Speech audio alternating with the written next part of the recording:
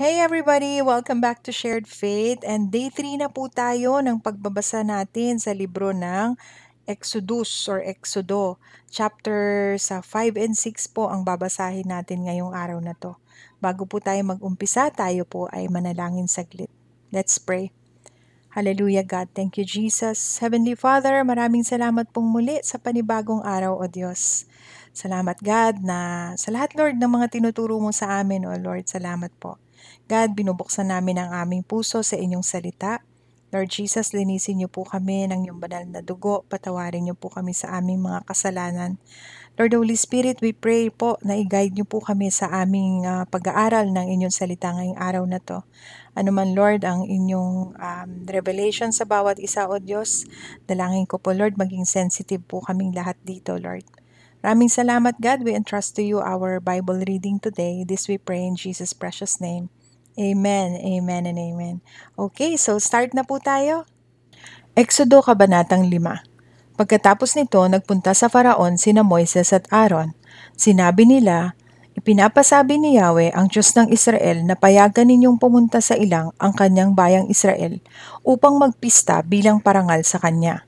Sinong Yahweh? Sino siyang mag-uutos sa akin na payagan kong umalis ang mga Israelita? Wala akong kilalang Yahweh. Hindi ko papayagang umalis ang mga Israelita. Sagot ng Faraon. Sinabi nila, nagpakita po sa amin ng Diyos naming mga Hebreyo, kaya isinasamo naming payagan na ninyo kaming maglakbay ng 3 araw papunta sa ilang upang maghandog kay Yahweh na aming Diyos. Kung hindi lilipulin niya kami sa pamamagitan ng sakit o digmaan. Sinabi ng hari ng Ehipto kina Moises at Aaron, at bakit ninyo ilalayo ang mga tao sa kanilang trabaho? Bumalik kayo ngayon din sa inyong mga trabaho. Mas marami na nga ang mga Hebreyo kaysa mga Ehipsyo. Nais pa ninyong tumigil sa pagtatrabaho? Sabi sa kanila ng Faraon. Nang araw ding iyon, ipinatawag ng Faraon ang mga tagapangasiwang Ehipsyo at ang mga kapatas na Israelita. Sinabi niya, huwag na ninyo silang bibigyan ng dayaming ginagamit sa paggawa ng tisa. Hayaan ninyong sila ang manguha ng gagamitin nila. At ang dami ng gagawin nila ay tulad din ng dati. Huwag babawasan kahit isa. Tinatamad lang ang mga iyan, kaya nagpapaalam na maghandog sa kanilang Diyos. Lalo ninyong damihan ang kanilang gawain at lalo silang higpitan sa pagtatrabaho para hindi sila makapakinig ng kung ano-anong kasinungalingan. Pagkasabi nito ni Faraon, lumakad ang mga tagapangasiwang Ehipsyo at ang mga kapatas. Sinabi nila sa mga tao, ipinapasabi ng Faraon na hindi na kayo bibigyan ng dayami. Kayo na ang bahalang manguha ng kailangan ninyo kung saan mayroon, at ang tisang gagawin ninyo araw-araw ay sindami rin ng dati. Ginalugan ng mga Israelita ang buong Ehipto sa paghahanap ng dayami. Sila'y inaapuran ng mga tagapangasiwa at pilit na pinapagawa ng tisang sindami rin noong sila'y binibigyan pa ng dayami. Kapag kulang ang kanilang nagawa, ang mga kapatas na Israelita ay binubugbog ng mga tagapangasiwa at tinatanong, bakit kakaunti ang nagawa ninyo ngayon? Dahil dito, pumunta sa Faraon ang mga kapatas at nagreklamo, bakit po naman ninyo kami ginaganito? Pinagagawa pa po kami ng tisa, ngunit hindi na binibigyan ng dayami. At ngayon po'y binubugbog pa kami. Gayong ang mga tauhan ninyo ang may pagkukulang. Sinabi ng Faraon, mga batukan, tinatamad lang kayo kaya ninyo hinihiling sa akin na payagan kayong maghandog kay Yahweh. Sige, magbalik na kayo sa inyong trabaho. Hindi kayo bibigyan ng dayami at ang gagawin ninyong tisa ay sindami pa rin ng dati ninyong ginagawa. Nakita ng mga kapatas ang hirap ng kanilang katayuan nang sabihin sa kanilang sindami rin ng dati ang kanilang gagawin. Pag-uwi nila mula sa pakikipag-usap sa Faraon, nakita nila sa daan sina Moises at Aaron na naghihintay sa kanila. Sinabi nila sa dalawa, parusahan sana kayo ni Yahweh dahil sa ginawa ninyong ito. Nagalit sa amin ang Faraon at ang mga tauhan niya. Binigyan pa ninyo sila ng dahilang patayin kami. Kaya nanalangin si Moises, Yahweh, bakit po ninyo pinahihirapan ng ganito ang inyong bayan? Bakit pa ninyo ako sinugo kung ganito rin lamang ang mangyayari? Mula nang makipag-usap ako sa Faraon, ay lalo niyang pinahirapan ang inyong bayan, ngunit wala kayong ginagawa upang tulungan sila. Sinabi ni Yahweh kay Moises, "Makikita mo ngayon kung ano ang gagawin ko sa Faraon. Hindi lamang siya mapipilitang pumayag na kayo'y umalis, ipagtatabuyan pa niya kayo." Sinabi ng Diyos kay Moises, "Ako si Yahweh. Nagpakita ako kina Abraham, Isaac at Jacob bilang makapangyarihang Diyos.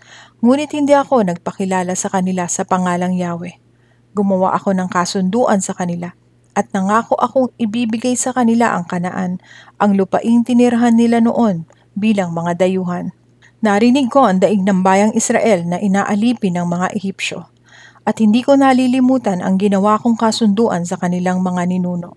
Kaya ito ang sabihin mo sa mga Israelita: Ako si Yahweh, ililigtas ko kayo sa pagpapahirap ng mga Ehipsyo. Ipadaram ako sa kanila ang bigat ng aking kamay. Paparusahan ko sila at kayo'y palalayain ko mula sa pagkaalipin. Ituturing ko kayong aking sariling bayan at ako ang magiging Diyos ninyo. At makikilala ninyong ako si Yahweh, ang inyong Diyos, ang nagligtas sa inyo sa pagpapahirap ng mga Ehipsyo. Dadalhin ko kayo sa lupaing ipinangako ko kina Abraham, Isaac at Jacob, at iyon ay ibibigay ko sa inyo. Ako si Yahweh." Sinabi ito ni Moises sa mga Israelita, ngunit ayaw na nilang maniwala dahil sa panghihina ng loob at dahil sa matinding kahirapang kanilang dinaranas. Nang muli silang mag-usap, sinabi ni Yahweh kay Moises, "Pumunta ka sa Faraon at sabihin mong payagan ng umalis ang mga Israelita." Kung ang mga Israelita ay ayaw makinig sa akin, ang Faraon pa kaya? Ako'y hindi mahusay magsalita, sagot ni Moises. Ngunit sinabi ni Yahweh kina Moises at Aaron, "Sabihin ninyo sa mga Israelita at sa Faraon na inatasan ko kayo na ilabas sa Ehipto ang mga Israelita." Ito ang mga puno ng pinagmulang angkan ni na Moises at Aaron. Ang kay Ruben na siyang panganay ni Israel ay sina Enoch, Phalu, Hezron at Carmi. Ang kay Simeon ay sina Jemuel, Jamin, Ohad, Jakin, Zohar at Saul na anak ng isang Kananea. Kay Levi naman ay sina Gershon, Kohat at Merari. Si Levi ay nabuhay ng 137 taon. Ang naging anak naman ni Gershon ay sina Libni at Simei. Kay Kohat naman ay sina Amram, Izar, Hebron at Uziel. Nabuhay si Kohat ng 133 taon. Naging anak ni Merari sina Mahali at Musi. Ito ang mga anak sa lipi ni Levi. Napangasawa ni Amram si Jochebed na kapatid ng kanyang ama at naging anak nila sina Aaron at Moises. Si Amram ay nabuhay ng 137 taon. Naging anak ni Izar sina Koraf, Nefeg at Zikri. Ang mga anak naman ni Uziel ay sina Misael, Elzaphan at Sitri. Napangasawa ni Aaron si Elizabeth na kapatid ni Naason na anak ni Aminadab. Naging anak nila sina Nadab, Abihu, Eleazar at Itamar. Ang mga anak ni Korah ay sina Asir, Elkana at Abiasaph. Ito ang mga angkan sa lipi ni Korah. Napangasawa ni Eleazar na anak ni Aaron ang isang anak ni Putiel at naging anak nila si Phinehas. Ito ang mga puno ng angkan ng mga Levita ayon sa kani-kanilang lipi. Sina Aaron at Moises ang inutusan ni Yahweh na manguna sa Israel upang mailabas sila sa Ehipto ayon sa kani-kanilang lipi. Kaya't sinabi nila sa Faraon na palayain ang mga Israelita. Nang si Moises ay kausapin ni Yahweh sa Ehipto, ganito ang sinabi sa kanya: "Ako si Yahweh, sabihin mo sa Faraon, sa hari ng Ehipto, ang lahat ng sinabi ko sa iyo." Ngunit sumagot si Moises, "Paano ako papakinggan ng Faraon gayong hindi ako mahusay magsalita?" Okay, so obserbasyon muna tayo. Dito sa nabasa natin, makikita natin na matapang na humarap sina Moises at Aaron kay Paraon dala ang utos ng Diyos. Makikita rin natin yung favor ni God dito dahil pinayagan sila na makaharap ang Paraon dahil hindi lahat nabibigyan ng pagkakataon humarap sa Paraon. Matapang silang humarap, nagsabi sila na napayagan sila na mag-sacrifice kay God. Kumbaga nanghihingi sila ng day off para dun sa mga tao. Pero hindi pinayagan ng Paraon, nagalit pa siya. Kaya mas pinahirapan pa niya ang mga Israelita. Sabi, mga tamad yan, gusto lang nilang tamad sila. Parang gusto nilang mag-day off, ganyan. Ayaw, hindi sila pinayagan. Bukod do'n, mas pinahirapan pa sila. Ang sinabi is yung quota nila still the same, pero hindi na sila bibigyan ng materyales. Hindi na sila bibigyan ng dayami ng materyales panggawa ng tisa or panggawa ng mga bricks. Hindi na sila, wala nang ipo-provide sa kanila. So, bahala silang maghanap kung saan sila kukuha, pero ang quota is the same. Ngayon, kapag hindi naman nila na-meet yung quota, ang masama naman do'n, binubugbog sila nung mga tauhan na mga Ehipsyo. Binubugbog yung mga, kapatas ng mga Israelita. So, nawalan ng tiwala ang mga Israelita, sinisi nila sila Moises at Aaron. Kasi nung una happy sila, nagalak sila, na okay, aano sila, magbibigay sila ng offering kay God. Pero this time, akala nila okay na, pero hindi pa pala. Kaya nagalit sila kina Moises at Aaron. Ang ginawa ni Moises, lumapit siya kay God, nakipag-usap siya, nagtanong siya, tapos parang nalito siya, parang bakit naman po ganun? Bakit mas lalong pinahirapan pa yung mga tao? Ganyan. So all the while, akala ni Moises, papayagan na, okay na, pero hindi naman ganun ang nangyari. Pero nung una pa lang naman, sinabi na ni God na hindi sila papayagan. Binigyan na rin naman ni God ng warning si Moises. And the reason behind that is kasi gusto ngang ipakita ni God yung pagka-Diyos niya, kung how powerful He is. So, malalaman natin yan sa mga susunod pang chapters ng Book of Exodo or Exodus. Another observation po natin, nagpakilala ang Diyos bilang si Yahweh. Ipinahayag niya ang kanyang personal na pangalang Yahweh, nagpapakita ng mas malalim na relasyon. Nung una, tinanong ni Moises, ano pong sasabihin ko, anong pangalan ninyo? Ang sabi ni God, sabihin mo, ako ay si ako. Pero this time, nagbanggit na siya si Yahweh. Yahweh, He is the God Almighty. He is the God of all, ganyan. So, and yung sinabi niya yung pangalan niya, ay gusto na niya ng relationship para magkaroon ng tiwala sa kanya si Moises. Yan. Next is ipinaalala ng Diyos ang kanyang tipan, covenant sa kanilang mga ninuno. Pinapatunayan ng Diyos na hindi siya nakakalimot sa kanyang mga pangako. Kaya paulit-ulit niyang sinasabi na meron siyang pangako kina Abraham, Isaac at Jacob sa kanilang mga ninuno. Okay, next is binanggit ang lahi ni Moises at Aaron. Kailangan malaman natin to kasi ang mga angkan ay mula sa lahi ni Jacob o ni Jacob at sila ay may tiyak na lugar sa plano ng Diyos. Kaya inisa-isa doon sa nabasa natin kung sino-sino yung nasa lahi ng mga anak ni Jacob na nandoon pa. Kasi sila yung ilalabas ni God sa Egypt. Lahat sila. Next is application naman tayo. Isa lang naman yung ginawa kong application dito. Magtiwala tayo sa Diyos kahit hindi natin agad makita ang resulta. Hindi lahat ng pagsunod sa Diyos ay agad may magandang resulta. Hindi siya ay tapat at kumikilos kahit hindi natin agad maramdaman.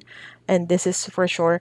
Yung hindi lahat ng pagsunod sa Diyos ay agad may magandang resulta. Ibig sabihin nun, hindi natin agad nakikita yung result kapag meron siyang inutos sa atin. Siyempre may process yun eh.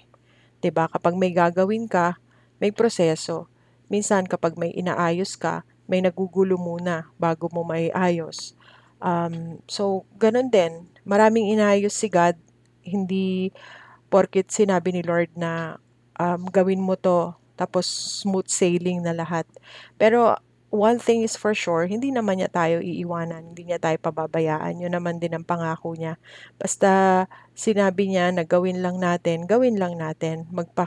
Magtiwala tayo at magtiwala tayo sa Kanya at manalangin din. Humingi pa rin tayo ng direction. Gaya din ng ginawa ni Moses na nag-ask naman din siya kay God, 'di ba? Parang, Lord, bakit ganun?